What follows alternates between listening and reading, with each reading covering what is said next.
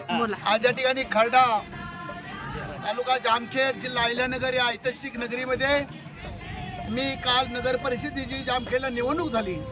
त्या निवडणुकीमध्ये वंचित बहुजनाच्या वतीने या ठिकाणी मी निवडणूक लढवली। आम्ही तिसरी आघाडी, काँग्रेस, स्वाभिमानी शेतकरी संघटना आणि वंचित बहुजन आघाडीच्या वतीने निवडणूक लढली। त्या निवडणुकीमध्ये या ठिकाणी महाराष्ट्राचे राज्याचे सभापती माननीय नामदार राम शिंदे साहेब, त्याचबरोबर राज्याचे नेते आदरणीय शरद पवार साहेब यांचे नातू आमदार रोहितदादा पवार यांचा मोठा पॅनल असताना सुद्धा जामखेड शहरामधल्या गोरगरीब कष्टकरी लोकांनी या ठिकाणी आमच्या उमेदवाराला, मला आणि सुनीता संगीताताई भालेराव आणि मी स्वतः ॲडव्होकेट डॉक्टर अरुण जाधव या ठिकाणी आम्हाला वंचित बहुजन आघाडीच्या उमेदवारांना निवडून दिलेलं आहे।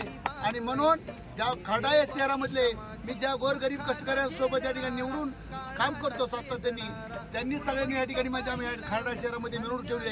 हा खरंच महत्त्वाचा यश आहे आणि माझ्या आनंदामध्ये सगळीतले गोरगरीब कष्टकरी लोक सहभागी झालेत, हाच खरा आनंद आहे।